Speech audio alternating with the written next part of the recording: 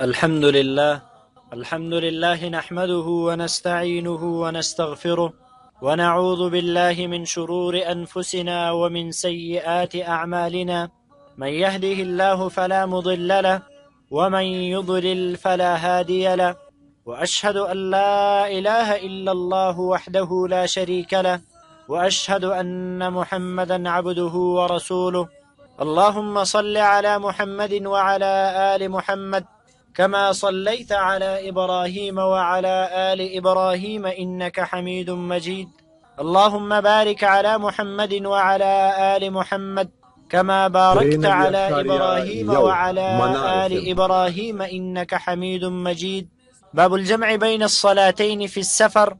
الحديث 28 بعد 100. عن عبد الله بن عباس رضي الله عنهما قال: كان رسول الله صلى الله عليه وسلم يجمع بين صلاة الظهر والعصر إذا كان على ظهر سير، ويجمع بين المغرب والعشاء.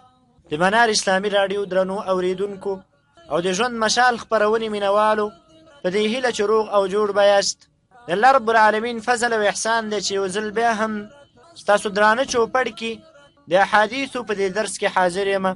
په کتاب الصلات کې زمونږ او ستاسو تیر درسو باب الخشوع فی الصلاة، په مانځه کې خشوع د هغې اهمیت او د انسان په مانځه کې په کومې طریقې باندې خشوع راځي، په دې باندې په تیر درس کې خبره شوې وه. 11 بعد په کتاب الصلات کې باب الجمع بین الصلاتین فی السفر او 128 لمبر حدیث دی. هر کله چې سفر دا د مشقت او د تکلیفونو د کړاوونو مرحله ده، اسلامی شریعت په سفر کې مسلمانانو ته ډیر سهولتونه او ډېرې اسانتیاوې په عباداتو کې ښودلې دي. دا د دې لپاره چې د الله رب العالمین په بندګانو په مسلمانانو باندې اسانتیا راشي په عباداتو کې. په دې رخصتونو کې یو رخصت هغه دا دی، اسلامي شریعت مسلمان ته دا اجازه ورکړې ده چې هغه په سفر کې 2 منځونه یو ځای وکړي، جمع بین الصلاتین وکړي په سفر کې، که هغه جمع تقدیم او که جمع تأخیر. په دې معنا سره چې د ماسپښین او د مازدیګر منځونه دواړه یا د ماسپښین په وخت کې وکړي او یا دواړه د مازدیګر په وخت کې وکړي، او د ماښام او ماخوستن منځونه یا دواړه د ماښام په وخت کې یا دواړه د ماخوستن په وخت کې وکړي. دا دواړه صورتونه او دواړه طریقې د جمع د اسلامي شریعت مسلمانانو ته جایز کړي دي، او دا ټول د اسلام په یسر او د هغې په سماحت او د الله رب العالمین په فضل او د الله په مهربانۍ باندې دلالت کوي. او دا د قرآن کریم د آیت مصداق ده چې الله فرمایي: وما جعل عليكم في الدين من حرج. الله رب العالمین په تاسو باندې په دې دین کې تنګسیا نه ده ګرځولې. همداراز په سفر کې یو اسانتیا چې اسلام مونږ او تاسو ته راښودلې ده، هغه په سفر کې د قصر مسئله ده. رباعي او 4 رکاتیز منځونه باید 2 رکاته وشي، چې په هغې باندې به انشاء الله العزیز بیا پر روان باب کې دا خبره کوو چې په څومره اندازې کې انسان د قصر منځ کولی شي. په مانځه کې یو بل قسم قصر چې شریعت روا کړی دی هغه دا دی چې باید قراءت په سفر کې په مانځه کې لنډ او مختصر وشي. الحديث 28 بعد 100. 128 لمبر حديث. عن عبد الله بن عباس رضي الله عنهما قال: عبد الله بن عباس رضي الله عنهما رواية دا فرمي: كان رسول الله صلى الله عليه وسلم يجمع بين صلاة الظهر والعصر. رسول الله صلى الله عليه وسلم بعد ماسپښین او مازدیګر منجمع کو اذا كان على ظهر سير، کله به چې هغه په شا د مزلو معنا په سفر کې به چې کله روانو. ويجمع بين المغرب والعشاء، او رسول الله صلى الله عليه وسلم به جمع کول د ماښام او د ماخوستن منځونه د سفر په حالت کې. د حدیث اجمالي معنا هم دا ده، د محمد رسول الله صلی الله علیه وسلم طریقه په سفر کې هغه دا وه، کله به چې په سفر باندې روانو نو د اسانتیا او د سهولت په خاطر باندې به د ماسپښین او د مازدیګر منځونه یو ځای کول، یا جمع تقدیم او یا جمع تأخیره، او د ماښام او د ماخوستن منځونه به یو ځای کول، یا جمع تقدیمه او یا جمع تأخیره. رسول الله صلی الله علیه وسلم د مسافرینو حال ته کتلې، که چیرته انفع او فایدهمنده به دا وه چې جمع تقدیمه وشي نو رسول الله صلی الله علیه وسلم به جمع تقدیمه کوله، او کله به چې انفع او فایدهمنده دا ښکاره کېدله چې جمع تأخیره وشي نو بیا به رسول الله صلی الله علیه وسلم جمع تأخیره کوله. دواړه منځونه به یو ځای کول. په سفر کې د جمع بین الصلاتین په باره کې د علماو بعضې نظرونه او اختلاف او راجحه خبره په دې کې د جمهور صحابه او تابعینو او د امام شافعي رحمه الله او د امام احمد بن حنبل رحمه الله د دې مذهب دا دی چې په سفر کې جمع تاخیره او جمع تقدیمه دا دواړه جایز دي چې دوه منځونه سره یو ځای شي. د عبدالله بن عباس رضی الله عنه او عبدالله بن عمر او د معاذ بن جبل رضی الله عنه احادیث د علماو لپاره دلیل له حدیث معاذ بن جبل کې راځي وأن النبي صلى الله عليه وسلم إذا ارتحل قبل أن تزيغ الشمس أخر صلاة الظهر حتى يجمعهما إلى العصر يصليهما جميعا، وإذا ارتحل بعد زيغ الشمس صلى الظهر والعصر جميعا ثم سار إلى آخر الحديث. دا رواية امام احمد و امام ابو داود و امام ترمذي رحمه الله ذکر کړی ده. اگر چې بعض علماء په دې حدیث باندې کلام کړی دی، خو لیکن نور علما دې حدیث ته صحیح وایي. رسول الله صلی الله علیه وسلم به چې کله سفر کوه او زوال به نه و شوی، نو ماسپښین مونځ به یې وروسته که مازدیګر سره به یې یو ځای وک، او که زوال به کله شوی نو رسول الله صلی الله علیه وسلم به ماسپښین او مازدیګر مونځونه دواړه وکړل او بیا به سفر شروع. او د ماښام او د ماخوستن په باره کې هم همدغسې مسئله. امام ابو حنیفه رحمه الله او د هغې د صاحبینو مذهب هغه دا ده چې جمع بین الصلاتین په سفر کې دا ناجایزه ده. او دا کوم حدیث چې راغلي دي هغوی په دې حدیث کې تأویل کوي په دې طریقې سره، وایي مراد د دې نه جمع سوري ده. جمع سوري دا معنی ماسپښین مونځ ناوخته کې تر دې پورې چې د ماسپښین اخرنی وخت شي، په دې اخرني وخت کې دا ماسپښین مونځ ادا شي. کله چې دا ادا شي نو دا وخت ختم شي بیا راولګېږي د مازدیګر مونځ ادا کړي. دا د جمع سوري کیفیت او د هغې طریقه ده. همدغه شان په ماښام او ماخوستن کې هم راواخله. خو لیکن د تيسير العلام لیکوال عبدالله بن عبد الرحمن البسام رحمه الله فرمای وهذا تعسف وخلاف المفهوم من لفظ الجمع الذي معناه جمع الصلاتين في وقت إحداهما. ودا په دې حدیث کې یو قسم تکلف او تعسف دی چې دغسې تأویل په دې حدیث کې وکړی شي، او د دې جمع د لفظ نه چې کومه معنا فهمیږي هغه معنا د خپل زینه لرې کول په دې حدیث او په دې معنا کې. بل طرف ته د رسول الله صلی الله علیه وسلم نه چې د جمع تقدیم مبارکې کوم حدیث راغلی دي، بیا د هغې حدیثو سره څه کوي چې کله د جمع نه ته جمع سوري واخلئ. امام خطابي رحمه الله امام عبدالبر رحمه الله هغه فرمایي وی إن الجمع رخصة والإتيان بالصلاتين إحداهما في آخر وقتها والثانية في أول وقتها فيها ضيق إذ لا يدركه أكثر الخاصة فما رأيك بالعامة. هغه وی د جمع سوري مسأله چې ماسپښین مونځ اخري وخت ته واړی، اخري وخت کې وکړې د ماسپښین په وخت کې او بیا مازدیګر وکړې، وایي په دې کې ډېر تکلف او په دې کې ډېر مشکله ده، ځکه خاص خلک دا ادراک نشي کولی چې هغوی داسې طریقې باندې دا مونځ برابر کړي چې د ماسپښین مونځ په اخرني وخت کې وکړي، په اخرني وخت د ماسپښین کې، او بیا ورپسې ولګېږي د مازدیګر مونځ د مازدیګر په اول وخت کې وکړي. نو ستا په عوامو باندې څه رایه ده؟ عوام دغه تمیز او دا فرق څنګه کولی شي؟ عبدالله بن عباس رضی الله عنه په روایت کې راځي رسول الله صلی الله علیه وسلم جمع بین الصلاتین وکړه، او بیا وایي دا د څه لپاره؟ الله یحرج امته، چې رسول الله صلی الله علیه وسلم خپل امت په حرج کې وانه چي. نو دا خو بعینه حرج دی چې په داسې طریقې باندې جمع سوري او د دې لپاره تکلف او دا وخت ټاکل دا ډېره مشکله خبره ده.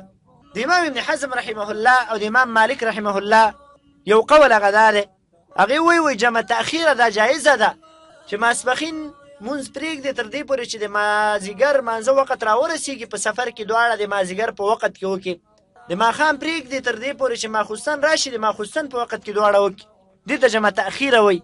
او هغې وایي دغه حدیث چې ذکر شو په باره د جمع کې مخکې د جمهورو لپاره چې کوم دلیل په دې کې وایي ضعف او کمزوروالی دی.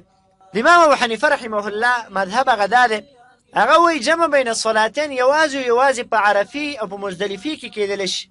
هلته هم وایي دا جمع بین الصلاتین د سفر د وجې نه بلکې نسک د وجې نه، دا د حج په مناسکو کې یو منسک دی چې په عرفات او په مزدلفې کې جمع بین الصلاتین وشي. خو لیکن راجحه خبره هغه د جمهور علماو او د جمهور صحابه او تابعینو ده چې جمع بین الصلاتین جمع تقدیم او جمع تأخیر چې د ماسپښین په وخت کې د ماسپښین او د مازدیګر مونځ وشي په سفر کې، یا وروسته کړی شي مازدیګر کې د ماسپښین او د مازدیګر مونځ وشي، همدغه شان په ماښام او ماخوستن کې به دې کې هېڅ حرج نشته دی، هېڅ مشکل نشته دی. د محمد رسول الله صلی الله علیه وسلم د صحیح احادیثو نه دا مسئله ثابتېږي. لکه څرنګه چې په جمع تأخیري کې احادیث راغلي دي همدغه شان د رسول الله صلی الله علیه وسلم نه په جمع تقدیمي کې هم احادیث او روایت شته دی او تعویل ته په دې کې هیڅ ضرورت او هیڅ مشکل نشته دی. په حدیث کې یو څو فواید. اوله فایده خو دا ده چې جمع بین الصلاتین کله کله د سفر د وجې نه کېږي، لکه دلته په حدیث د عبدالله بن عباس رضی الله عنه کې دا مسئله ذکر شو. دویم، کله کله جمع بین الصلاتین د نورو اعذارو د وجې نه کېږي غیر د سفر نه، لکه د باران عذر. امام بخاري رحمه الله روایت ذکر کړی دی ان النبي صلى الله عليه وسلم جمع بين المغرب والعشاء في ليلة مطيرة. رسول الله صلى الله عليه وسلم د ماښام او د ماخوستن مونځ یو ځای وکړ په هغه شپه کې چې په هغې کې باران و. امام احمد بن حنبل رحمه الله و نور علماو دا خبره کړې ده چې باران د وجې نه جمع بین الصلاتین هغه د دې حدیث نه معلومیږي هغه جایز دی. دا به نه وایو چېرې دا خو زمونږ عقل نه مني او تر اوسه پورې دا خبره چا نه کوله، مونږ څنګه دا خبره ومنو؟ دا د محمد رسول الله صلی الله علیه وسلم حدیث او د هغې خبرې دا زمونږ نفسي او زمونږ د خواهشاتو خبرې نه دي. محمد رسول الله صلی الله علیه وسلم ته رب العالمین فرمایي فلا وربك لا يؤمنون حتى يحكموك فيما شجر بينهم. الله وی ای پیغمبر زما د ستا په رب باندې قسمي تر هغه پورې دغه خلک مؤمنان نشي جوړېدلی تر څو پورې چې تا او ستا سنت او ستا طریقه په خپل مابین کې حکم او فیصله کوونکی ونه ګرځئ. مرض د وجې نه جمع بین الصلاتین. امام مسلم رحمه الله یو روایت ذکر کړی دی ان النبي صلى الله عليه وسلم جمع بين الظهر والعصر والمغرب والعشاء من غير خوف ولا مطر وفي رواية من غير خوف ولا سفر. رسول الله صلى الله عليه وسلم دو منځونه سره یو ځای کړي دي، ماسپښین، مازیګر، ماښام او ماخوستن، یرم نه وه، باران هم نه. بل روایت کې راځي سفر هم نه. نو اکثر علما وایي چې دلته مرض موجود و، اگر چې د مرض تصریح په دې روایت کې نه ده راغلی، خو بعضې علما دا خبر هم ذکر کوي چې دې روایت د امام مسلم رحمه الله نه دا مسئله معلومیږي یېرې په حالت کې د باران او د مرض په حالت کې او د سفر په حالت کې انسان جمع بین الصلاتین کولی شي. خو لیکن بعضې علماو د دې حدیث په ظاهر باندې هم قول کړی دی. مستحاضې زنانه لپاره جمع بین الصلاتین جایزه ده د وجې د مرض نه. دویمه فایده په دې حدیث کې څومره اندازه سفر چې انسان وکړي د هغې لپاره جمع بین الصلاتین جایزه کېږي. د سفر په تحدید کې د علماو اختلاف دی. امام شافعي او امام احمد بن حنبل رحمهم الله هغې وایي 2 ورځې سفر چې هغه 14 فرسخه جوړیږي او د 14 فرسخو نه 96 کیلومتره مزل جوړیږي. معنا چې 96 کیلومتره مزل یو انسان وکړي نو د هغې لپاره جمع بین الصلاتین هغه جایزه ده. شیخ الاسلام ابن تیمیه رحمه الله فرمایي وأن كل ما يسمى سفرا طال أو قصر أبيح فيه الجمع وأنه لا يتقدر بمدة. وقال إن نصوص الكتاب والسنة ليس فيها تفريق بين سفر طويل وسفر قصير، فمن فرق بين هذا وهذا فقد فرق بين ما جمع الله بينه فرقا لا أصل له. شيخ الإسلام ابن تيمية رحمه الله فرمای وی هر هغه څیز ته چې په عرف کې سفر ویل کېدلی شي په هغې باندې د سفر اطلاق کېږي، که هغه اوږد وي او که لنډ وي، په هغې کې جمع بین الصلاتین جایزه ده. او د دې لپاره په شرع کې څه خاصه اندازه نشته دی. د کتاب او سنت د قرآن او حدیث نصوص په هغې کې دا فرق نشته چې دا اوږد سفر دی او دا لنډ او مختصر سفر دی. نو څوک چې د دې په مابین کې فرق کوي دا داسې یو فرق دی چې د دې لپاره په کتاب او سنت کې اصل نشته دی. د اهل ظواهرو هم همدغه مذهب دی او دغه راجح کاري. امام ابن قدامه رحمه الله په المغني کې هم دې له ترجیح ورکړې ده. د حدیث بعضې احکام چې د حدیث نه معلومیږي، اول حکم په دې حدیث کې دا د جواز الجمع بین صلاتي الظهر والعصر وبين صلاتي المغرب والعشاء. جمع بین الصلاتین په مابین د ماسپښین او په مابین د مازدیګر کې او په مابین د ماښام په مابین د ماخوستن کې دا جایزه ده. البته سهار لمونځ د بل لمانځه سره نشي جمع کولی ځکه هلته وقت زیات دی. دویم حکم په دې حدیث کې هغه دا دی، حدیث د عموم نه دا معلومیږي چې جمع تقدیمه او جمع تأخیره دا دواړه جایز دي. او په نورو احادیثو کې په دې باندې تصریح هم راغلی ده په دې جمع باندې، جمع تقدیم او جمع تأخیره، چې د هغې وضاحت مخکې وشوه. جمع تقدیمه دا معنی مازدیګر مونځ دی انسان د ماسپښین مانځه سره د ماسپښین مانځه په وخت کې وکړي، دا تقدیمه. او تأخیر دا ده چې ماسپښین مونځ وروسته کړی شي، مازدیګر مانځه سره یو ځای وشي په سفر کې. دریم حکم په دې حدیث کې هغه دا دی چې جمع بین الصلاتین په مابین د ماسپښین او په مابین د مازدیګر کې کېږي او په مابین د ماښام او ماخوستن کې کېږي. او سهار چې کوم مونځ دی هغه مونځ د بل مانځه سره نشي جمع کېدلی او د هغې په باره کې جمع دا نه ده راغلی. یو خو هلته وخت زیات دی د دې وجې نه او د دې مونځونو وختونه یو بل ته نږدې دي. نو دا د جمع مبارک د رسول الله صلی الله علیه وسلم یو حدیث جمع په مابین د منځونو کې په سفر کې چې د هغې لنډه خلاصه دا وه هر هغه مزل چې په هغې باندې د سفر اطلاق کېږي په عرف کې ورته سفر ویل کېږي مسافر له شریعت او اسلام دغه سماحت او دغه اسانتیا او دغه یسر ورکړی دی چې دا د راولګېږي دو منځونه دي په یو وخت کې وکړي دا د اسلام اجازه ده او د رسول الله صلی الله علیه وسلم اجازه ده چې د انسان له ورکړي ده بیا په جمع کې دواړه جمع تقدیم هم جایزه ده او جمع تأخیره دا دواړه جایزې دي او جمع بین الصلاتین په مابین د دو منځونو کې ماسپښین او مازدیګر د دې دواړو په مابین کې جمع جایزه ده او ماښام او ماخوستن داسې څوک نشي کولی چې هغه راولګېږي ماښام مونځ د مازدیګر مانځه سره جمع وکړي او جمع بین الصلاتین نه دا جمع بین الصلاتین نه ده بلکې جمع بین الصلاتین هم دقې منځونو په مابین کې کېږي بیا چې په بلې خپرونې کې ستاسو درانه چوپړ ته حاضرېږم تر هغې پورې په لوی بخونکي رب العالمین سپارم هر چیرته چې یاستئ کامیاب او بریالي اوسئ والسلام علیکم ورحمة الله وبركاته. الحمد لله نحمده ونستعينه ونستغفره ونعوذ بالله من شرور أنفسنا ومن سيئات أعمالنا من يهده الله فلا مضل له ومن يضلل فلا هادي له وأشهد أن لا إله إلا الله وحده لا شريك له وأشهد أن محمدا عبده ورسوله اللهم صل على محمد وعلى آل محمد كما صليت على إبراهيم وعلى آل إبراهيم إنك حميد مجيد اللهم بارك على محمد وعلى آل محمد كما باركت على إبراهيم وعلى آل إبراهيم إنك حميد مجيد. باب قصر الصلاة في السفر. الحديث 29 بعد 100 عن عبد الله بن عمر رضي الله عنهما قال صحبت رسول الله صلى الله عليه وسلم فكان لا يزيد في السفر على ركعتين وأبا بكر وعمر وعثمان كذلك. د منار اسلامي رادیو درنو اوریدونکو او د ژوند مشال خپرونې مینوالو په دې هیله چې روغ او جوړ بایاست.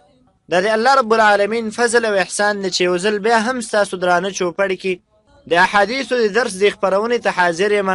په کوم درس کې چې د عمدة الاحکام له کتاب څخه د احادیثو درس وړاندې کیږي او د دې کتاب یوه میزه او خاصه هغه دا ده هغه احادیث په دې کې ذکر شوي دي کوم احادیث چې متفقون علیه دي امام بخاري او امام مسلم رحمه الله دواړو ذکر کړي دي. په تیر درس کې په 11 باب کې دا مسئله ذکر شوې وه الجمع بین الصلاتین فی السفر په سفر کې جمع بین الصلاتین او بیا د دې متعلق بعضې احکام ذکر شوي او دا مسئله هم روښانه شوې وه چې جمع بین الصلاتین لپاره آیا یوازې علت سفر دی او که نه د نورو اسبابو د نورو علتونو د وجې نه هم جمع بین الصلاتین کېدلی شي. بیا په دې باندې خبره وشوه چې کله کله جمع بین الصلاتین دا د وجې د باران نه کېږي کله د وجې د مرض نه کېږي او بیا دا خبره هم واضحه شوه چې په سفر کې اسلامي شریعت مسافر ته بعضې اسانتیاوې ورکړي دي په عباداتو کې. یوه اسانتیا هغه وه چې په 11 باب کې ذکر شوه چې جمع بین الصلاتین دو منځونه په یو وخت کې کول یا جمع تقدیم او یا جمع تأخیره ماسپښین او مازدیګر دواړه را جمع کول د ماسپښین مانځه په وخت کې یا د مازدیګر مانځه په وخت کې او ماښام او ماخوستن را جمع کول یا د ماښام په وخت کې او یا د ماخوستن په وخت کې دواړه قسمه جمع تقدیم او جمع تأخیره دا دواړه جایز دي او په دې باندې خبره شوې وه. نننی درس ته زمونږ او ستاسو 22 باب دی قصر الصلاة فی السفر د مانځه قصر په سفر کې. دا خبره د یادونې وړ ده چې قصر یوازې په هغه منځونو کې کېږي کوم منځونه چې رباعي وي 4 رکعتیز وي ماسپښین مازدیګر او ماخوستن په دې 3 منځونو کې قصر راځي چې د 4 رکعاتو په ځای باندې دا 2 رکعاته وکړی شي. امام ابن المنذر رحمه الله بیا په دې باندې اجماع را نقل کړې ده چې په ماښام او د سحر په منځ کې قصر نشته دی. هغه که انسان د سفر په حالت کې او که د حضر په حالت کې د سحر 2 رکعاته او د ماښام 3 رکعاته هغه به ادا کوي بغیر د کوم قصر نه. بله یو مسئله په دې باب کې هغه دا ده چې د مانځه د قصر لپاره چې د رباعي او د 4 رکعاتي منځونو نه 2 رکعاته وشي د دې لپاره سبب یوازې سفر دی ځکه دا د شرع رخصت ده چې شرع د وجې د شفقت او د وجې د رحمت نه مسافر له دا رخصت ورکړی دی. د دې خبرې فایده دا ده، معنا که چېرته یو انسان راولګېږي هغه و یاره زه قصر کومه، ولې؟ ځکه ډېر مریض یم، ډېر تکلیف دی راته، ستړی شوی یم، یا باران ده، د باران د وجې نه زه قصر کومه، نو دغه عذرونه د انسان دا مقبول نه دي. او قصر د نورو اعذارو د نورو اسبابو د وجې نه نشي کېدلی. یوازینی سبب چې شرع د قصر لپاره مقرر کړی دغه سفر دی، چې سفر د وجې نه انسان قصر کولی شي چې 4 رکعتیز مونځ هغه 2 رکعته ادا کړي په سفر کې. الحديث 29 بعد 100 يوصل نهشتم لمبر حديث عن عبد الله بن عمر رضي الله عنهما قال عبد الله بن عمر رضي الله عنهما رواية دا فرماي صحبت رسول الله صلى الله عليه وسلم فكان لا يزيد في السفر على ركعتين. وما رسول الله صلى الله عليه وسلم سره په ډیرو سفرونو کې ملګرتوب کړی دی. رسول الله صلى الله عليه وسلم په رباعي او په 4 رکعتیز منځونو کې د 2 رکعاتو نه زیات مونځ نه دی کړی. وابا بکر وعمر وعثمان كذلك، او ابو بکر او عمر او عثمان رضی الله عنهم د دې سره هم زما سفرونه راغلي دي، دیو به هم په سفر کې په مانځي کې قصر کو، 4 رکعتیز مونځ به 2 رکعاته تر سره کول. د حدیث اجمالی معنا دا ده، دغه الفاظ چې په روایت کې ذکر شو دا خو د امام بخاري رحمه الله الفاظ دي، امام مسلم رحمه الله دا الفاظ به په تفصیل سره ذکر کړي دي. عبدالله ابن عمر رضی الله عنه په یو سفر کې وای د ملګرو سره روانو، په سفر کې دی مونځ وکړه د ماسپښین 2 رکعاته، دا روان شه بعضې ملګري ولیدل چې هغې راپاڅېدل او سنن رواتب سنت چې ورته ویل کېږي هغه ادا کول. عبدالله ابن عمر رضی الله عنه پوښتنه وکړه چې دا ملګري څه کوي؟ هغې ته ویله چې دا خو نفلونه کوي. نو هغه ورته وی لو كنت مسبحا لاتممت صلاتي، که چېرته ما سنن رواتب کولی نو بیا به مې دا مونځ پوره کړی وی. او بیا دا خبره وکړه چې ما د رسول الله صلی الله علیه وسلم سره د ابوبکر رضی الله عنه، د عمر رضی الله عنه او عثمان بن عفان رضی الله عنه سره سفرونه کړي دي. هغوی په سفر کې 2 رکعاته مونځ کوو په 4 رکعتیز منځونو کې، او په دې باندې زیادت په سفر کې نه محمد رسول الله صلی الله علیه وسلم کړی دی او نه ابوبکر او عمر او عثمان رضی الله عنهم اجمعین کړی دی. په دې حدیث کې یو اختلافي مسئله په مابین د علماو کې چې آیا په سفر کې قصر کول که مونځ چې 4 رکعتیزي هغه 2 رکعته کول د دې څه حکم دی؟ آیا دا واجب دی او که نه دا رخصت ده چې الله رب العالمین د مسافر له ورکړی دی؟ جمهور علماو امام مالک رحمه الله، امام شافعي رحمه الله، امام اهل السنة والجماعة امام احمد بن حنبل رحمه الله د دې مذهب هغه دا دی قصر کول په سفر کې دا غوره او بهتر عمل دی او اتمام په سفر کې نفس جائز دی. بل طرف ته د امام ابو حنیفه رحمه الله او د اهل ظواهر او د امام ابن حزم رحمه الله مذهب هغه دا دی چې په سفر کې قصر کول 4 رکعتیز مونځ په 2 رکعتونو بدلول، د مازیګر ماخوستن او ماسپښین مونځونه دا 2 رکعاته کول په قصر کې دا واجب دي. د امام ابو حنیفه رحمه الله او د امام ابن حزم رحمه الله لپاره دلیل هغه دا دی وی رسول الله صلی الله علیه وسلم په خپلو سفرونو کې په دې کار باندې دوام او همیشوالی کړی دی، او د رسول الله صلی الله علیه وسلم دوام او همیشوالی په یو کار باندې هغه په دې باندې دلالت کوي چې دا کار او دا عمل تر سره کول دا واجب دی. اگر چې جمهور علما د دې نه جواب په دې طریقې سره کوي چې د رسول الله صلی الله علیه وسلم فعل هغه په وجوب باندې دلالت نه کوي. بل دلیل د دې لپاره د عائشې رضی الله عنها روایت ده په صحیحینو کې، هغه فرمایي فرضت الصلاة ركعتين فأقرت صلاة السفر وأتمت صلاة الحضر. وی اوله کې مونځ 2 رکعاته فرض شوی هم په سفر کې او هم په حضر کې. فأقرت صلاة السفر، د سفر مونځ په خپل حال باندې همدغه 2 رکعاته پاتې شه. وأتمت صلاة الحضر، او د حضر مونځ چې دی هغه پوره کړی شه، معنا په هغې کې ماسپښین مازدیګر او ماخوستن دا 4 رکعتیز وګرځېدل. دا دواړه د دې علماو لپاره دلیلونه دي چې په سفر کې قصر کول هغه واجب دي. د جمهور علماو لپاره دلیل د قرآن کریم یو آیت د هغې نه استدلال نیسي. الله فرمایي فلیس علیکم جناح ان تقصروا من الصلاة. هغې وایي دلته الله رب العالمین جناح نفي کړی دی، معنا دا ده که چېرته تاسو قصر وکئ نو په تاسو باندې ګناه نشته دی. دا ګناه نفي کول دا په دې باندې دلالت کوي چې په سفر کې 2 رکعاته مونځ کول دا رخصت دی او اصل هغه اتمام او پوروالی د مونځ دی. بل دلیل د هغې لپاره د عایشه رضی الله عنها روایت دی. هغه فرمایي وایي ان النبي صلی الله علیه وسلم كان يقصر في السفر ويتم ويفطر ويصوم. امام دارقطني رحمه الله دا روایت ذکر کړی دی. خو د جمهور علماو د دې دلایلو نه امام ابو حنیفه رحمه الله او امام ابن حزم رحمه الله جواب په دې طریقې سره کوي. دا کوم آیت چې د استدلال لپاره ذکر شو نو دا د صلات خوف په هکله باندې د مانځه په صفت کې قصر په دې کې مراد دی، او کوم چې دا روایت دی نو په دې روایت باندې کلام دی تر دې پورې چې شیخ الاسلام احمد بن عبد الحلیم بن تیمیه رحمه الله د دې روایت په باره کې فرمایي هذا حدیث کذب على النبي صلی الله علیه وسلم. هغه وایي دا حدیث په رسول الله صلی الله علیه وسلم باندې دروغ دی. دا روایت او دا حدیث شیخ الاسلام ابن تیمیه رحمه الله فرمایي صحیح نه ده. راجحه خبره د دلایلو د لحاظ نه عبدالرحمن مبارک فوري رحمه الله په تحفة الاحوزي کې او نور علماء الشیخ عبدالله بن عبدالرحمن البسام رحمه الله او نور علماء هغه دې له ترجیح ورکوي چې د امام ابو حنیفه رحمه الله مذهب او د امام ابن حزم رحمه الله مذهب په دې باب کې هغه راجح ده د وجې د دلایلو نه، نه د وجې د نفسي خواهش نه یا د بلې وجې نه.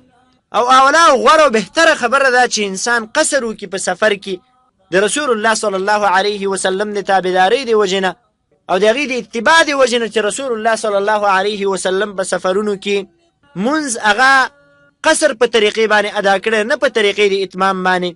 شیخ الاسلام ابن تیمیه رحمه الله دا خبره هم ذکر کړې ده که چېرته یو انسان په سفر کې اتمام کوي نو د دا مونځ په دې باندې مکروه کېږي.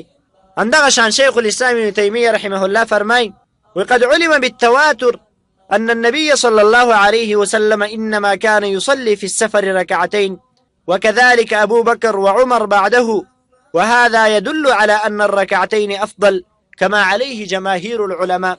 وإذا رسول الله صلى الله عليه وسلم بتواتر سره دا خبره ثابته ده چې رسول الله صلی الله علیه وسلم په سفر کې 2 رکعاته مونځ کو. ابو بکر او د عمر رضی الله عنهونه هم دا خبره ثابته ده چې هغوی په سفر کې 2 رکعاته مونځ کو. او دا په دې باندې دلالت کوي چې 2 رکعاته مونځ په سفر کې د قصر مونځ دا غوره او بهتر ده، لکه د اکثر علماو رای هغه هم ده د وجې د اتباع د دلیل نه.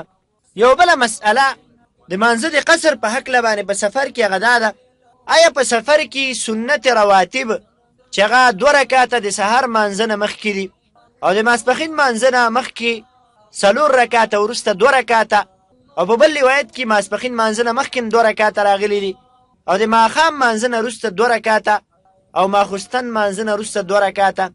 آیا دا سنن رواتب دا په سفر کې ادا کېږي او که نه به ادا کېږي؟ نو یو خو زمونږ او ستاسو د عوامو نظریه ده.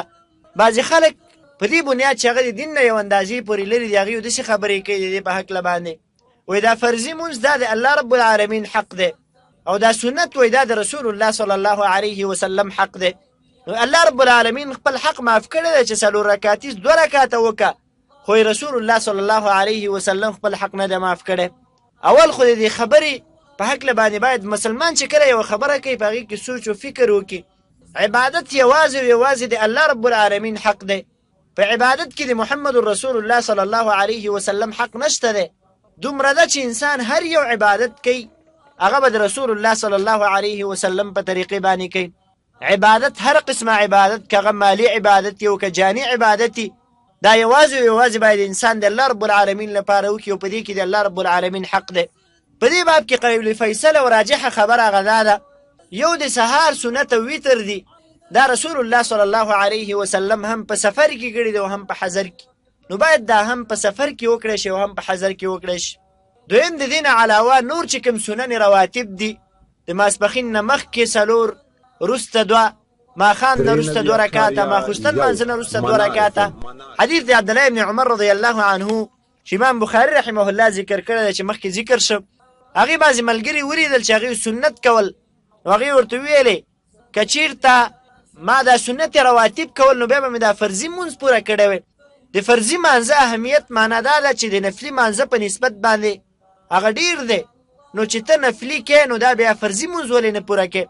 عبدالله بن عمر رضی الله عنه د دې خبرې انکار وکړه چې ما د رسول الله صلی الله علیه وسلم سره سفرونه کړي دي او په هغې سفرونو کې رسول الله صلی الله علیه وسلم 2 رکعتونه زیات مونږ نه دی کړی. ابو بکر رضی الله عنه، د عمر رضی الله عنه، عثمان بن عفان رضی الله عنه سره هم سفرونه کړي دي، هغې هم د 2 رکعتونه زیات مونږ نه دی کړی. او دا انکار دی عبدالله بن عمر رضی الله عنه په دې باندې دلالت کوي. دریمه خبره دا ده، نور عام نوافل یو انسان د تهجد کوي، صلات الضحا، ساخ منځ او د اشراق منځ او نور منځونه، دغه منځونه انسان په سفر کې کولی شي. تهجد او قیام اللیل او د شپې مونځ دا د رسول الله صلی الله علیه وسلم نه په سفر کې هم رانقل، خو البته د رسول الله صلی الله علیه وسلم د اتباع د وجې نه چې هغې سنن رواتب هغه په سفر کې نه دي کړي. او دا د اسلام یو سماحت او د اسلام یو یسر دی چې اسلام ورکړی دی. او حدیث کې راځي رسول الله صلی الله علیه وسلم فرمایي وایي دا د رب العالمین صدقه ده په تاسو باندې، تاسو د الله رب العالمین دا صدقه قبوله کوي. د الله صدقه قبلول دا لازمي دي، نو باید هغه احکام چې په هغې کې رب العالمین سهولت مقرر کړی د بندګانو لپاره، رسول الله صلی الله علیه وسلم پکې د سهولت او د اسانتیا لارښوونه کړي، باید هغه په مقې طریقې باندې ادا کړی شي. د ځان نه شیخي کول او د ځان نه بزرګي کول او په عباداتو کې تعنت کول دا صحیح طریقه نه ده. محمد رسول الله صلی الله علیه وسلم فرمای چې دین سره غیږ مه نیسئ او د دې سره مقابله مه کوئ. دین تاسو نشئ کمزوری کولی، تاسو به ګوره کمزوري شي. بل بیا مراد د سفر نه کوم سفر دی؟ په دې سفر کې عموم دی، برابره خبره ده که هغه سفر وي د جهاد لپاره یا د تجارت لپاره سفري یا د حج لپاره سفري او یا نور مباح کارونو لپاره او یو جائز سفري انسان کولی شي چې باغې کې قصر منځ وکړي.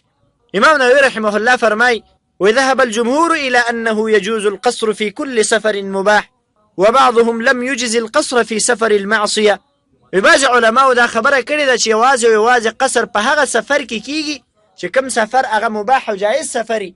که چېرته یو انسان د معصیت په سفر باندې رواني، د الله د نافرمانۍ پسې روان دی، نو دغه انسان لپاره دغه حکم نه دی چې هغه د په مانځه کې قصر وکړي. امام نووي رحمه الله فرمای والصحيح أن الرخصة عامة يستوي فيها كل أحد. امام نووي رحمه الله اختیار دا دی، هغه وایي غوره خبره دا ده چې رخصت هغه عام دی، هر یو سړی په دې کې برابر دی، هر څوک کولی شي چې هغه په سفر کې د قصر منځ وکړي. د حدیث بعض احکام او الحكم په دې حدیث کې هغه دا دی مشروعیة قصر الصلاة الرباعية في السفر إلى الركعتين. په سفر کې 4 رکعتیز منځ په هغې کې قصر دا مشروع عمل دی او جایز عمل دی چې 4 رکعتیز منځ هغه 2 رکعته ادا کړی شي. دویم حکم په دې حدیث کې هغه دا دی إن القصر هو سنة النبي صلى الله عليه وسلم وسنة خلفائه الراشدين في أسفارهم. قصر کول لا د رسول الله صلی الله علیه وسلم طریقه ده او د رسول الله صلی الله علیه وسلم د خلفای راشدینو طریقه ده چې هغوی به په خپلو سفرونو کې قصر کوو. دریم حکم د دې حدیث نه دا معلومیږي إن القصر عام في سفر الحج والجهاد وكل سفر طاعة وقد ألحق العلماء الأسفار المباحة. قصر دا عام ده په هر هغه سفر کې که هغه د جهاد سفري مجاهدین د جهاد لپاره وتي او که هغه د حج سفري او که نور مباح او جایز سفرونه. څلورم حکم په دې حدیث کې دا ده لطف المولى بخلقه وسماحة هذه الشريعة المحمدية. د الله رب العالمین رحم او د هغې احسان په خپلو مخلوقاتو باندې او د محمدي او اسلامي شریعت سماحت او د دې اسانتیاوې چې په سفر کې اسلامي شریعت انسان ته د عباداتو طریقه هغه اسانه کړې ده تر څو په ښایسته طریقې باندې دا انسان د الله عبادت په سفر کې هم ادا کړي. ځکه سفر دا د مشقتونو لړۍ ده، دا د مشکلاتو لړۍ ده، تر دې پورې چې په یو حدیث کې دې له عذاب نوم ورکړی شوی دی. دې وجې نه الله رب العالمین په مسلمانانو باندې په دې باب کې دا تخفیف او د اسانتیا راوستلې ده. پنځم حکم چې د حدیث نه معلومیږي هغه دا د اخري حکم السفر في هذا الحديث مطلق لم يقيد بالطويل والأحسن أن يبقى على إطلاقه. په دې حدیث کې سفر هغه مطلق ذکر دی، دا قید پکې نشته دی چې اوږد سفري او که لنډ او مختصر سفري. هر هغه اندازه مزل چې په هغې ته په عرف کې سفر ویل کېږي هغې کې انسان لپاره دا جایز ده چې هغه قصر منځ وکړي. لکه شیخ الاسلام ابن تیمیه رحمه الله فرمای السفر لم يحده الشارع وليس له حد في اللغة فيرجع فيه إلى ما يعرفه الناس ويعتادونه. فما كان عندهم سفرا فهو سفر. سفر لپاره شرع یو محدوده اندازه نه ده ټاکلې، او نه د دې لپاره په لغت کې یوه محدوده اندازه ده چې دومره اندازې مزل ته سفر ویل کېږي او چې دې نه کمې هغې ته سفر نه ویل کېږي. خلکو په عرف او د خلکو په عادت کې چې ته سفر ویل کېږي هغه به د خلکو په نیز باندې سفر وي. بله یو مسئله په دې حدیث کې هغه دا ده، یو انسان نه ګوره سفر ته وځي هغه به دا قصر د کوم ځای نه شروع کوي. د ښه وضاحت لپاره یو انسان د ماسپښین نه مخکې اراده وکړه چې زه سفر کومه، نو آیا دا به د ماسپښین مونځ په دې کور کې په قصر ادا کوي بیا به روانېږي، او که نه دلته به دا مونځ اتمام او په پوره طریقې باندې کوي، د دې نه وروسته به دا بیا په لارې کې چې کوم مونځونه په دې باندې راځي په هغې کې به قصر کوي. نو دلته راجحه خبره هغه دا ده، کله چې انسان د خپل کلي نه روان شي او د خپل کلي نه ووځي او کلي ته شا کړي دا انسان، نو د دې نه وروسته د انسان لپاره قصر جایز کېږي. بله ګوره یو د افطار مسئله ده، د بعضې صحابه کرامو آثار په هغې کې دي چې صحابه کرامو به کله سفر کوو نو هغوی به په کور کې روژه ماته کړه بیا به تلل، نو دا یو عبادت دی او هغه جدا مسئله ده. یو افطار دی په سفر کې او بل قصر د مانځه دی په سفر کې. قصر به انسان اله شروع کوي کله چې انسان د کلي د آبادۍ نه تیر شي او هغې نه واوړي او هغې ته شا واړي، نو بیا د دې نه وروسته چې کوم منځونه راځي دا به په هغې کې قصر کوي. په دې مثال کې چې کوم صورت ذکر شه ماسپښین مونځ به د انسان اتمام او پوره طریقې باندې کوي. او اما د روژې په باره کې د صحابه کرامو د آثارو نه دا خبره معلومیږي چې کولی شي انسان چې هغه په کور کې روژه ماته کړي او بیا د هغې نه وروسته سفر شروع.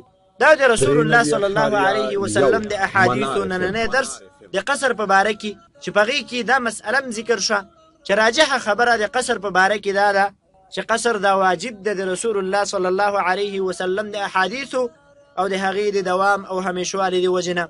او نور د قصر اندازه دا د کوم ځای نه شروع کېږي، کوم وخت نه به اخوا انسان قصر کوي، او د حدیث نور احکام او نور فواید په هغې باندې خبره وشوه. بیا چې په بلې خپرونې کې ستاسو درانه چوپړ ته حاضرېږم، تر هغې پورې په بخونکي رب العالمین باندې سپارم. هر چېرته چې یاستئ کامیاب او بریالي واوسئ.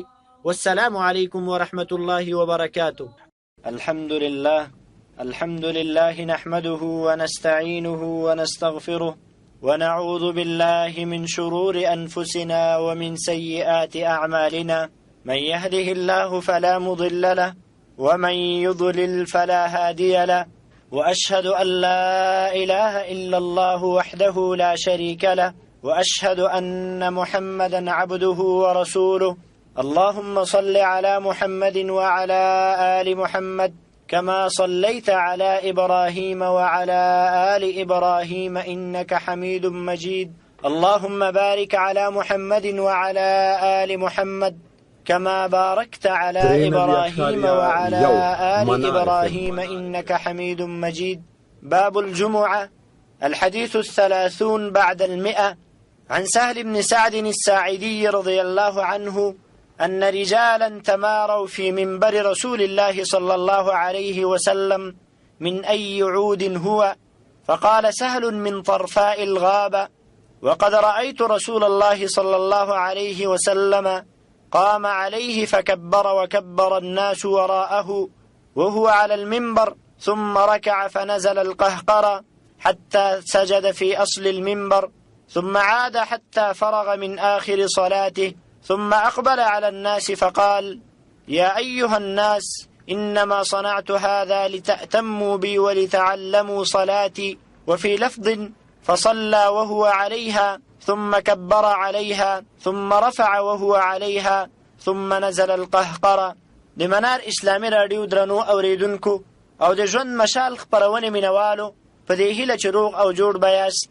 خوشحالم چې یو ځل بیا هم ستاسو درانه چوپړ کې د رسول الله صلی الله علیه وسلم د مبارکو احادیثو په دې درس کې حاضر یم.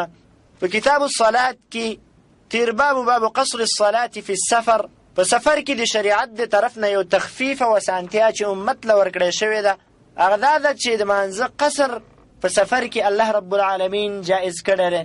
مسلمان کولی شي چې رباعي هغه مونځ چې هغه 4 رکعتیز وي هغه 2 رکعته په سفر کې ادا کړي.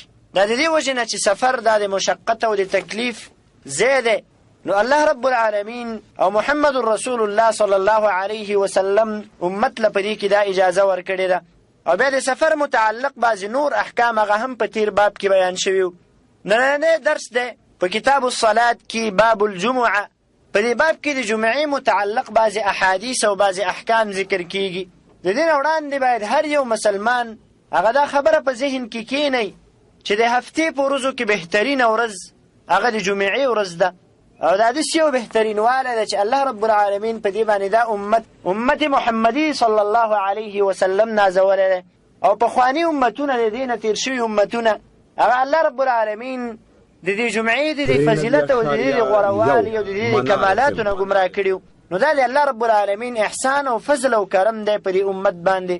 نو د جمعې ورځ دا په عباداتو کې بعضې خصایص او ځانګړتیاوې لري. غټه ځانګړتیا د جمعې په مانځه کې هغه دا ده چې په دې کې په دې طریقې باندې او په دې کیفیت باندې د جمعې مونځ الله رب العالمین فرض کړی دی. همدغه شان د جمعې په ورځ باندې په سهار مانځه کې رسول الله صلی الله علیه وسلم امت ته دې لارښوونه کړې ده چې هغوی سورة السجده او سورة الانسان هغه ولولي، او د جمعې په ورځ باندې سورة الکهف هغه باید ولوستلی شي، او د رسول الله صلی الله علیه وسلم د درود عبادت هغه هم یو ځانګړی عبادت ده چې باید د جمعې په ورځ باندې ډېر وکړی شي. همدغه شان د جمعې د مانځه لپاره غسل کول، عطر لګول، ښایسته جامې اغوستل چې د انسان په هغې باندې وسه کېږي، وختي مانځه ته راتګ او په دعاګانو باندې او په ذکرونو باندې ځان مشغولول، او بیا چې کله امام خطبې ته راوځي د هغې خطبې ته غوږ نیول او د الله رب العالمین نه په دې ورځ کې دعاګانې غوښتل. ځکه حدیث کې دا مسئله راغلې ده چې په جمعې کې داسې یو ساعت ده کله چې مسلمان بنده په دې ساعت کې د الله رب العالمین نه دعا وغواړي، الله رب العالمین د انسان دعا په دې کې قبلوي. اگر چې د علماو د دې ساعت په تعیین کې اختلاف شته دی. بعض علما وایي کله چې امام په منبر باندې کینی د مانځه د ختمېدلو پورې دا ټول ساعت دا په دې کې راګرده او په دې کې الله رب العالمین د انسان دعا قبلوي. او څوک وایي دا د مازدیګر نه وروسته وخت دی. بنا بر هر تقدیر په دې کې د علماو اختلاف شته دی، او د علماو اجماع هغه دا ده چې د جمعې مونځ دا فرض عین ده په هر مسلمان باندې چې هغه به د جمعې مونځ ادا کوي، او دا بهترین ځای دی او بهترین وخت دی چې مسلمانان په دې کې راجمع کېږي یو جماعت ته د یو امام پسې، او د خپل وحدت او د الفت او د مینې او د محبت اظهار په دې کې ترسره کوي. امام ابن القیم رحمه الله په دې باندې په خپل کتاب کې ډېر تفصیل لیکلی د رسول الله صلی الله علیه وسلم طریقه د جمعې په مانځه کې هغه څه وه څه به یې کول او څه به یې نه کول. 130 نمبر حدیث ته د حدیث لفظي ژباړه دا ده: عن سهل بن سعد الساعدي رضی الله عنه، د سهل بن سعد الساعدي رضی الله عنه نه روایت ده، دا فرمای أن رجالا تماروا في منبر رسول الله صلى الله عليه وسلم من أي عود هو. ببعض سړو د رسول الله صلی الله علیه وسلم د منبر په هکله باندې بحثونه وکړل په خپل مابین کې چې دا منبر به د کوم لرګي نه جوړ شوی. فقال سهل بن عبد الله ورته وویلې من طرفاء الغابه، دا د غز د غابې علاقې نه جوړ شوی دی. وقد رأيت رسول الله صلى الله عليه وسلم قام عليه فكبر وكبر الناس وراءه، او ما خپل رسول الله صلی الله علیه وسلم لیدلو چې هغه په دې منبر باندې ودرېده، الله اکبر وکړه او خلکو د هغې پسې تکبیر تحریمي ویله وهو على المنبر، په داسې حال کې چې رسول الله صلی الله علیه وسلم په منبر باندې ولاړو. ثم رکع، بیا یې رکوع وکړه، فنزل القهقره، په شا باندې راکوش حتی سجده، تر دې پورې چې سجده یې وکړه فی اصل المنبر، په بیخ د منبر کې. ثم عاد بیا واپس حتی تر دې پورې فرغ من آخر صلاته، چې د مانځه د اخري برخې نه فارغ شي. ثم اقبل على الناس، بیا خلکو ته مخ راواړو. فقال ورته ویل یا ایها الناس، ای خلکو، انما صنعت هذا، یقینا ما دا کار وکړ لتأتموا بي، د دې لپاره چې تاسو ما پسې اقتدا وکئ په دې کار کې، او بل مې دا کار د دې لپاره وکړ ولتعلموا صلاتي، د دې لپاره چې تاسو زما مونځ یاد کئ. په حدیث کې بعضې غریب الفاظ هغه دا دي. اول تمارو معنا ده تجادلو، هغوی په دې کې بحث راغی چې د رسول الله صلی الله علیه وسلم منبر دا به د چي نه جوړ شوی. طرفاء الغابه، طرفا مونږ او تاسو معنا کوو غز، خو علما لیکي وایي شجر یشبه الاثله، دا داسې یو ونه ده چې د غز سره مشابه ده، بعینه غز نه ده، او دا هغې ځایونو کې کېږي کومې ځایونه چې هغه کارجني لکه مدینه منوره. او غابه معنا د هغه ځای چې په هغې کې ګڼې ونې او مراد د دې نه د مدینې په عوالیو کې د هغې غرب طرف ته یو ځای دی غابه، هغه دلته مراد دی. القهقره په دې حدیث کې ذکر شو. قهقره دا معنا ده چې په شا باندې تګ په داسې طریقې باندې چې انسان مخه هغې طرف ته نه یې اړولي، کوم طرف باندې چې د انسان مزل او تګي په شا باندې تګ، دا معنا ده قهقره. بل په دې حدیث کې دا لفظ هم راغی ولتعلموا صلاتي، اصل کې دا لتتعلموا د دې لپاره چې تاسو زما د مانځه طریقه زده کړئ. د حدیث اجمالي معنا دا ده بعضې خلکو د رسول الله صلی الله علیه وسلم د منبر په خپل مابین کې بحث وکړ چې دا منبر د رسول الله صلی الله علیه وسلم باندې کوم لرګي نه جوړ شوی. سهل بن سعد رضی الله عنه په دې زمانې کې پوهه او اعلم سړی و، ځکه په مدینې کې په صحابو کې اخري کس چې وفات شوی دغه سهل بن سعد دی. نو د خلکو سهل بن سعد رضی الله عنه له دا خبره راوړله چې زمونږ په دې مسئلې کې بحث واقع شو، د یو بل سره خبرې وکړي چې د رسول الله صلی الله علیه وسلم منبر به د کومې ونې نه جوړ شوی. نو تا ته د دې په باره کې څه معلومات دي او دا مشکل زمونږ ته په کومې طریقې باندې رفع کړې؟ نو هغې ورته وویلې ما ته د دې ښه معلومات شته دی. دا رسول الله صلی الله علیه وسلم د غز د غابې علاقې نه جوړ کړی او بیا یې د دې خبرې د ښه تثبیت لپاره دا خبره وکړه چې ما په خپلو سترګو باندې رسول الله صلی الله علیه وسلم لیدلی و چې هغه په دې منبر باندې د مانځه لپاره ودرېده، تکبیر تحریمه وکړه هغې او خلکو بیا یې رکوع وکړه او د رکوع نه راوچت شه، بیا د منبر نه ښکته شه او لږ شا طرف ته راغی تر دې پورې چې د منبر په بیخ کې سجده وکړه او بیا رسول الله صلی الله علیه وسلم د مانځه نه فارغه شه، خلکو ته یې مخ راواړو او بیا خلکو ته حکمت بیان که چې ما تاسو ته په دې منبر باندې دا مونځ ولې درکه، هغه د دې لپاره چې تاسو د مانځه طریقه په عملي طریقې باندې زده کړئ او ما پسې په مانځه کې اقتدا وکړئ. ځکه د رسول الله صلی الله علیه وسلم په نیز باندې یو زمونږ او ستاسو په دین کې معتبر مونځ هغه مونځ ده چې کوم مونځ د رسول الله صلی الله علیه وسلم په طریقې باندې په نورو طریقو باندې مونځونه دا د الله رب العالمین په نیز باندې مقبول نه دي او دا الله رب العالمین نه قبلی. د حدیث بعضې فواید او احکام: اول تباحث التابعین فی العلم وأدبهم في الرجوع إلى العلماء الذين أخذوه من قبلهم. د تابعینو بحث دی او بل سره په علم کې علمي مذاکره دا ډېر یو بهترین عمل دی. په یو ځای کې د غیبت او د ګناه او د الله د نافرمانۍ مجلس ته کېدلی دی او تالته ورغلې، کوشش وکړه چې دغه مجلس له یو دیني بڼه ورکړي. په دې معنی سره یو دیني مسئله په دې کې راواچوه، د یو عالم نه پوښتنه وکړه چې د دې مسئلې حقیقت په کتاب او سنت کې په قرآن او حدیث کې څه دی، چې د خلکو ټولو نظر دې ته راواوړي او دا مجلس دا د خیر او د برکت مجلس وګرځي. دې وجې نه همدغه شان د تابعینو ادب د خپلو علماو سره او د خپلو استادانو سره. کله چې یو مسئله درته سختېدله نو کوشش کوه چې دا مسئله د خپلو مشرانو، استادانو او د خپلو شیخانو سره دا مسئله مطرح کوه، د دې لپاره چې د هغې حقیقت او د هغې اصل ته ورسېږي. لکه دلته تابعینو د سهل بن سعد رضی الله عنه نه چې دا صحابي و او دا د دې استاد و هغې ته یې دا مسئله راوړله چې په دې مسئلې کې ته مونږ ته وضاحت او بیان وکړه. دویم یو حکم د دې حدیث نه چې معلومیږي هغه دا دی: جواز ارتفاع الإمام عن المأمومين في الصلاة للحاجة كتعليمهم كيفية الصلاة، فإن لم يكن لحاجة فيكره لما روى أبو داود عن حذيفة. كچیرته امام د مقتدیانو نه بره ودرېږي د وجې د یو علت نه، د وجې د یو حاجت او ضرورت نه، لکه مثال په طور باندې هغې ته د مانځه طریقه او د هغې کیفیت ښیي، نو په دې کې جواز شته دی. او کچیرته حاجت او ضرورت نه نو بیا د امام بروالی او د هغې اوچتوالی چې هغه په اوچت ځي باندې ولاړ او مقتدیان د هغې نه لاندې، نو علما وایي دا مکروه ده.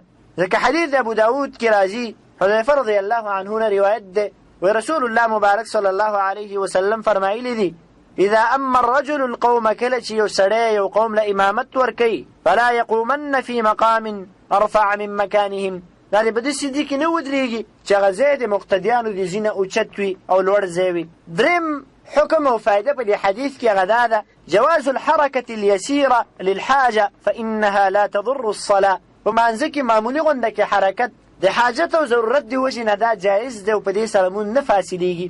لکه دلته په دې حدیث کې دې مسئلې لپاره شاهد دا دی: رسول الله صلی الله علیه وسلم د منبر نه راښکته شوی دی، بیا لږ په شا باندې تللی دی او د منبر په بیخ او د منبر په اصل کې رسول الله صلی الله علیه وسلم سجده لګولې ده. طبعا انسان چې د منبر نه راکوزېږي نو منبر خو دې مخې ته راځي او دا بیا په شا باندې ورځي لږ او بیا چې دلته سجده کوي نو دا دومره اندازې پورې حرکت چې کله هغه د مانځه د مصلحت لپاره نو په دې کې څه مشکل نشته دی. په دې باندې به په تېرو درسونو کې مونږ خبره کړې وه چې عمل کثیر کوم عمل ته ویل کېږي او په هغې کې راجحه خبره کومه چې د احادیثو نه معلومیږي او کومه اندازه حرکت هغه په مانځه کې جایز ده او کومه اندازه هغه ناجایز ده. څلورمه فایده او څلورم حکم په دې حدیث کې هغه دا دی وجوب اتباع النبي صلى الله عليه وسلم وأن أفعاله من سنته التي تتبع ويحافظ عليها.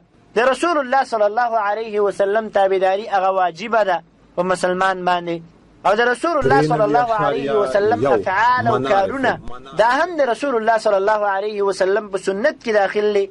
باید د دې تابعداري او د دې حفاظت او د دې ساتنه هغه وکړي شي په صحیح طریقې باندې. پنځم حکم په دې حدیث کې هغه دا دی د رسول الله صلی الله علیه وسلم خسته تعلیم ورکول امت له. ځکه محمد رسول الله صلی الله علیه وسلم خپل امت ته هم په وینا باندې د مانځه طریقه ښودلې ده هم رسول الله صلی الله علیه وسلم په عملی توګه باندې خپل امت ته د مانځه طریقه ښودلې ده. لکه په دې حدیث کې رسول الله صلی الله علیه وسلم په منبر باندې ولاړو او امت ته رسول الله صلی الله علیه وسلم د مانځه طریقه عملا وښودله چې باید مونځ هغه په دې طریقې باندې وشي. ځکه د مانځه روح دا دی چې هغه د رسول الله صلی الله علیه وسلم په طریقې باندې وشي. شپږم حکم په دې حدیث کې هغه دا دی جواز اقامة الصلاة لأجل التعلیم. مونځ درول په دې خاطر باندې چې خلک زده کړه وکړي او د مونځ عملي طریقه وګوري دا جایز دي او دا د اخلاص او د خشوع سره منافات نه لري بلکې دا یو عبادت دی بل عبادت سره زیاتول دي. نو محترم او معزز مسلمانانو ورونو دې حدیث نه دا مسئله معلومیږي چې د هر یو جماعت د امام وظیفه او دنده هغه دا ده چې هغه راولګېږي یو ورځ د خپل ټول مقتدیان را جمع کړي او هغوی ته د رسول الله صلی الله علیه وسلم د مانځه صحیح طریقه وښیي چې محمد رسول الله صلی الله علیه وسلم په دې طریقې باندې مونځ کړی دی او دا محمدي طریقه ده. امام د داسې نه کوي چې هغې یوازې د خپلې تنخوا کې دا سترګې خښې کړي چې میاشت پوره کېږي او د خلکو نه تنخوا راغونډوي او فقط منزله راځي مخکې کېږي مونځ کوي او عادتي طریقې باندې راواپس کېږي او په مخ باندې لاس راکش کوي او وبالله تعالی التوفیق. نه، یو امام چې خلکو مخکې ودرولی دی په هغې باندې د خلکو اعتماد کړی دی هغې له چې دا منصب ورکړی دی منصب معنا دا ده چې دا به مونږ ته په صحیح طریقې باندې د الله دین راښیي دا به مونږ ته په صحیح طریقې باندې د محمد رسول الله صلی الله علیه وسلم احادیث راښیي او دا د امام وظیفه ده او دا د امام وجیبه ده چې هغه په دې باندې باید عمل وکړي. ځکه محمد رسول الله صلی الله علیه وسلم زمونږ او ستاسو لپاره بهترینه نمونه ده په دې باب کې هغې چې خپلو صحابه کرامو ته د مانځه طریقه عملي ښودلې ده قولي م ښودلې نه.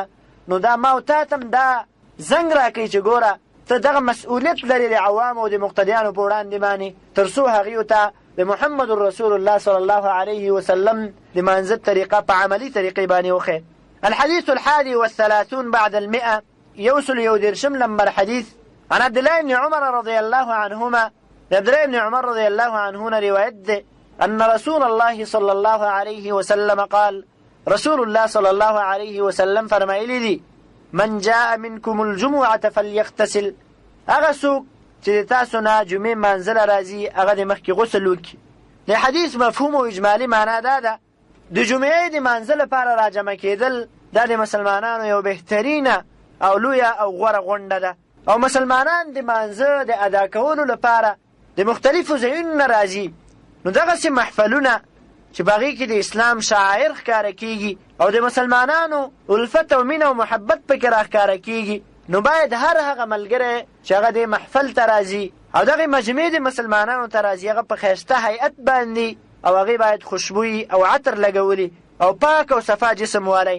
دی وجه نه رسول الله صلی الله علیه وسلم دا امر کړی دی څوک چې د جمعې منزله راځي هغه د باید غسل وکړي د دې لپاره چې حاضر شوي ملګري هغه د بدبوی نه تنګ نشي او د الله رب العالمین مقرر ملائک هغه هم د بدبوی نه تنګ نشي. د علماو د جمعې د غسل په باره کې یو اختلاف موجود دی چې آیا د جمعې غسل دا واجب دی او که سنت دی. امام ابن حزم رحمه الله د اهل ظواهر و مذهب هغه دا دی چې د جمعې غسل هغه واجب دی. دلیل د هغې لپاره حدیث د امام بخاري و مسلم رحمه الله دی. رسول الله صلی الله علیه وسلم فرمایلی دی غسل یوم الجمعه واجب على كل محتلم د جمعې ورځې غسل دا په هر بالغ انسان باندې واجب دی. حدیث ظاهر نه دا خبره معلومیږي چې جمعې لپاره غسل کول دا واجب دی. جمهور علما دا خبره کوي چې د جمعې مانځه لپاره غسل کول لا مستحب دی، واجب نه دی. حدیث د سمره رضی الله عنه کې راځي ورسول الله صلی الله علیه وسلم فرمایلی دی: من توضأ یوم الجمعه فبها ونعمت ومن اغتسل فالغسل افضل. نو دلته رسول الله صلی الله علیه وسلم ویلي چا چې غسل وکړو غسل غوره دی.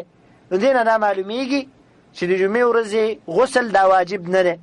امام ابن دقیق العید رحمه الله چې هغې په عمدة الاحکام باندې شرح لیکلې ده، هغه وی ولا يقاوم سند هذا الحديث الأحاديث الموجبة وإن كان المشهور في سنده صحيحا. هغه وی اگر چې د سمره رضی الله عنه د روایت په باره کې خبره خدا ده د علماو چې دې سند صحیح دی، خو لیکن دا سند د مخکینی سند د امام بخاري او امام مسلم رحمه الله چې هغې متفق علیه روایت ذکر کړی دی، دا د هغې مقابله نشي کولی. او جمهور علما د اهل ظواهرو د دلیل نه جواب او توجیه په دې طریقې سره کوي چې په هغې کې مقصد تأکید د سنتیت دی. او په دې حدیث کې چې واجب راغلی وی واجب معنا د حق، لکه یو کس چې بل چاته وی لکه علی حق واجب، شتا په ما باندې حق دی چې هغه واجب دی. او جمهور علما په دې حدیث کې بله توجیه دا ذکر کوي په ابتدا د اسلام کې وی صحابه کرامو د وړیو جامې اغوستلې، ډېرې پیړې پیړې جامې به وي، په هغې کې به دوی خوله شول، نو هغې نه به د خولو بوی راته. نو دې وجې نه رسول الله صلی الله علیه وسلم دې ته په غسل کولو باندې امر وکړ. خو لیکن کله چې نرۍ جامې راغلې نو دا حکم د وجوب نه منسوخ شه، استحباب ته.